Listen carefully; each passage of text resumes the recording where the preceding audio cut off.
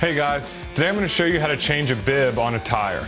If you've been riding off-road, chances are you've heard people talk about bib mousses or inserts when they're referring to a substitute for an inner tube. Now I've been running bibs since 2002, and the sole reason is because it eliminates the risk of getting a flat. As you can see, I'm sweating. I just got done changing this rear bib on this bike, and I just wanted to share my technique for it. Everybody's got a different technique, but if you have the correct tools and the right technique, you can change a bib relatively quick and easily.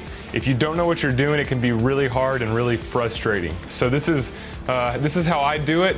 What I recommend using is some type of tire mounting ring. Ideally it'd be mounted to wood. Mine isn't. You don't have to have one with an arm. You don't have to have one that does all kinds of crazy stuff. But it does make it easy if you have something that will hold the tire and wheel steady. I also use 4 large zip tie racing tire tools, and then you just need tire mounting compound and a little bit of patience, and prepare to get sweaty and probably a little frustrated. I use rubber gloves whenever I lube up the bib and put the tire mounting compound into the tire, and so that's something else that you can do. Thanks for watching. Basically, I use 4 big tire irons and 1 small one. Once you've got the wheel removed, take the rim lock and you just want to loosen it up. You don't want to take it all the way off. Get it loose. I'm a little nervous to see what this bib looks like because it's been in this tire for quite some time. Okay. The other thing you gotta have is a tire changing rack. Makes it a lot easier. Doesn't really matter what brand you have. You don't even need to have one with an arm. This one just happens to have one. But start out with 2 tire tools to get the bib off. And all you're doing is just getting the tire tools to bite onto the bead of the tire. I like to start with 3, getting 3 in. And then I always try to keep pressure on the 2 that I'm not gonna pull into the center so that they will stay seated.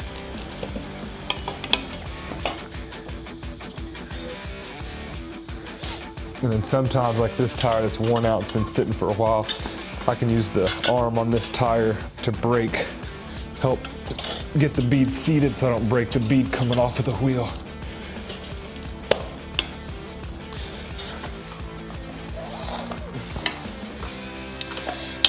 That to me usually is the hardest part about getting the bib, getting the tire off of the rim. And then from there you just work your way around.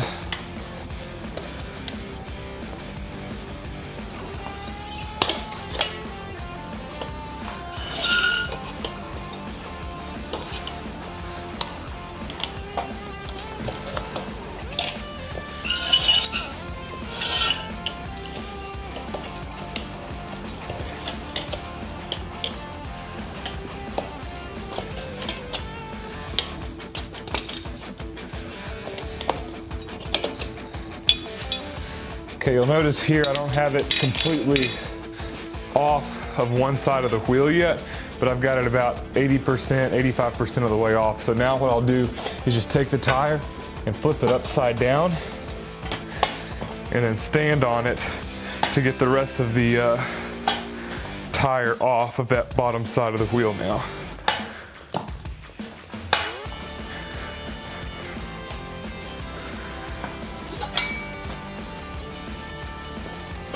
Need to go a little bit more.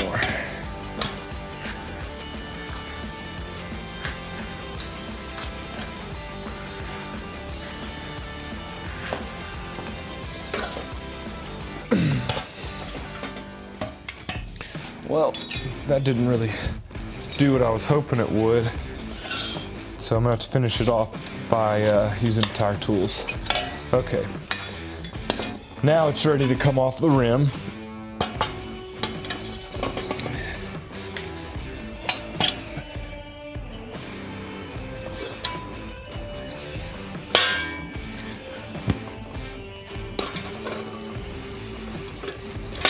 So working across from the rim lock to get the tire off of the wheel, I like to get 2 tire tools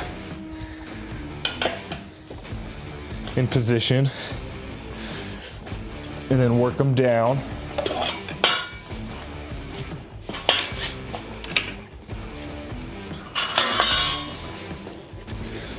And then I'll take it, and then you just work it off of the wheel.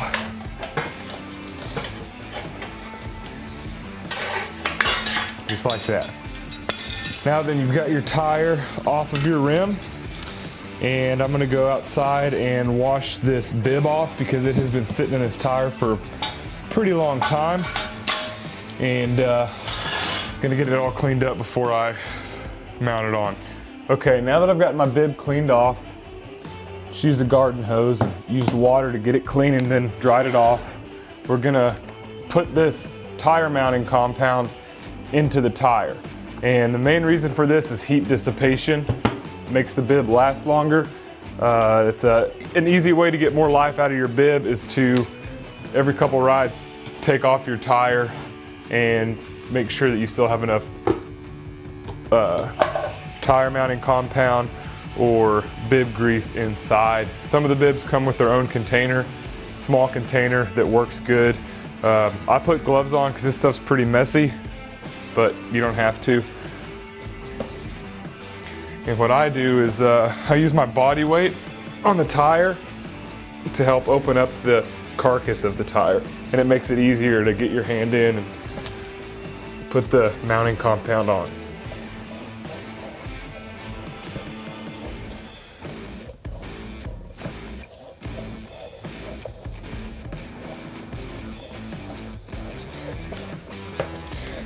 I'm getting ready to go to the mountain, so I'm mounting up this Maxxis EN tire. It's more of a intermediate terrain tire and should last a little bit longer than the SI that I typically run.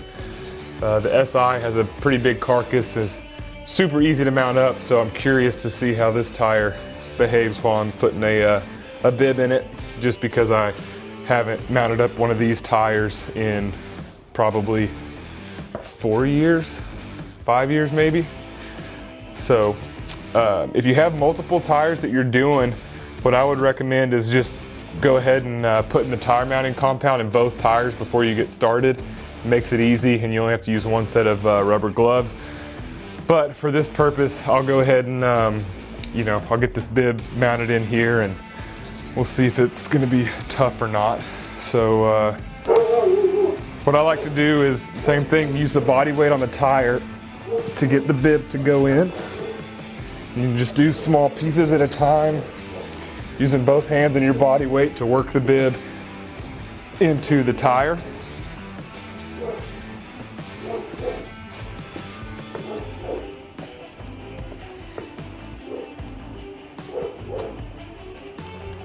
So now that I've worked the bib into the tire, it's ready to go back on the rim.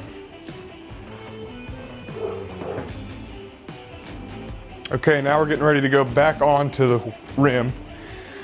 We've got our tire, we've got the rim mounted on the tire mounting ring, and this bib is has got a little bit of time on it, so it's gonna be easier than a brand new bib would be with the new tire, but I've got a new tire with the used bib, so the biggest thing when mounting up a tire and a bib is it's all about technique. You can be the strongest guy in the world and you're either gonna break the bead of the tire and the tire's gonna be trashed, or you're gonna have a meltdown because you can't get anything to go on. So it's really about technique, using your tire tools correctly and slowing down and not trying to get in a hurry. So what I like to do, the Maxxis tires have a logo on them, a yellow logo on them, and I always like to line that up with the rim lock. It's just looks more pro, I think. If you see the race teams, typically if they've got tires with logos, the rim lock is lined up with the tire logo, and it also makes it easy to locate your rim lock quickly if you need to. But first thing is check the tire and make sure if it's directional, make sure you put it on correctly. This one is directional. There's nothing worse than wrestling a bib, getting it mounted up, and then having it on incorrectly. So got my arrow right there, and I'm gonna mount it up The tire logo is on the bottom of the wheel, and so I'm going to make sure it's lined up with the rim lock like I like, just for that added touch. And again, I'm going to double check, yep, with the direction. And so first thing is all we're trying to do first is to seat the bottom lip of the tire onto the top lip of the rim. And so my first bite is that first tire tool right across from the rim lock, and I usually put my foot up by it too, and I'm just holding a little bit of pressure, and then I slowly work the tire around, taking small bites to get it to seat. And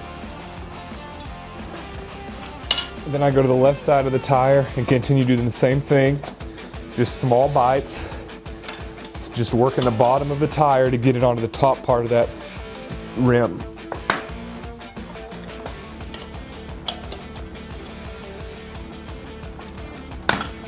Okay, so I've got the first part of the bottom part of the tire mounted onto the rim, no problems. That was pretty easy. So now the next part is just getting the top part of the tire onto the wheel and then finishing the job.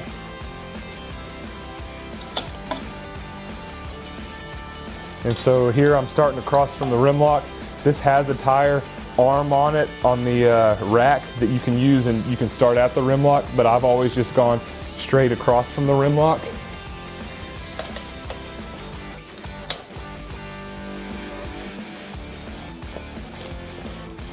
And if I'm doing this solo, I use my feet to hold the tire tools in place. Again, this bib's pretty worn out. It's going on very easy. So I guess next time I get a new bib, I'll try to do another video and just show you guys. But it's really important to take small bites and not break the bead. If you do break the bead, do not go trail ride or go to a race with it, because it will likely come off. People that don't run rim locks, I highly advise against that because you can still lose a tire. So now we're getting to the last part of the tire going onto the rim, and things start getting a lot tighter.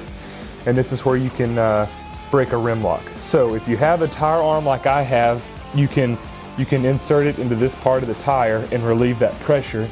But if you just have a tire like a donut without an arm, you can use your fourth tire tool to push down and help seat. All we're trying to do is seat the lower bead of the tire so that when we take a pull, it gives us a little bit more to work with so it doesn't break the bead. And so we're just going into this final 2 or 3 small little bites to get the tire to go. And before you do your last bite, I always pull a tire tool and then get it close to the rim lock, because it makes it easier to get that final pull. And so right there, we've still got a little bit left. I'm gonna go ahead and use my arm on my tire changing rack to help get this last little part to seat. I'm going just like that. And now all that's left to do is put your tire tool on your rim lock, push against it so that the tire seats, and you've just successfully changed a bib.